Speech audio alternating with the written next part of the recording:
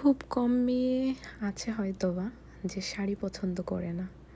তার মাঝে আমি একজন যে শাড়ি অনেক বেশি পছন্দ করি। যখনই সুযোগ হয় শাড়ি পরার তখন আমি খুব একটা মিস করি না।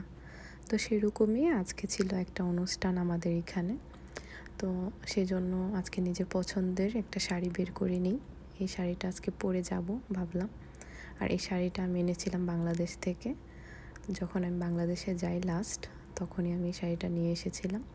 তো অনেক দিন পর্যন্ত এটা তোলা ছিল, তো ভাবলাম যে আজকে এই শাড়িটাই পরি। আর এটা ছিল শাড়িটার আঁচলটা, আর এটা ছিল পুরোটা শাড়ি। শাড়িটা খুবই সুন্দর ছিল, তো ভাবলাম আজকে এই শাড়িটাই পরবো। তো এই শাড়িটার সাথে কি ব্লাউজ পরা যায় সেটা ভাবতেই আমি একটা কালো রঙের কথা মনে পড়লো, যেহেতু আমি শাড়িটার সাথে ব্লাউজটা বানানো হয়নি আমার।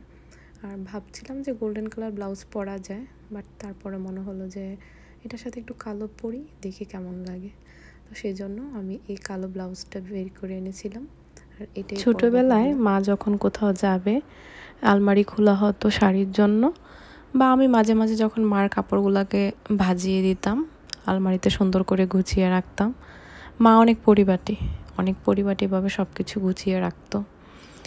তো সেই জন্য তখন দেখতাম আর বলতাম শাড়িগুলো কবে পরবো।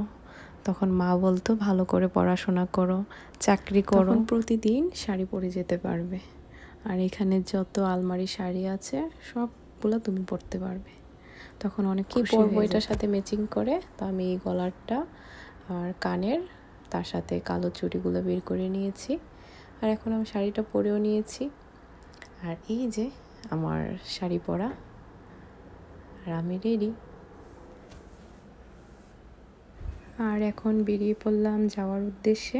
আজকের ভিডিও এটুকু পর্যন্তই। ভিডিওটা কেমন লেগেছে সেটা কমেন্ট বক্সে জানিও। আশা করি সবাই খুব খুব ভালো থাকবে।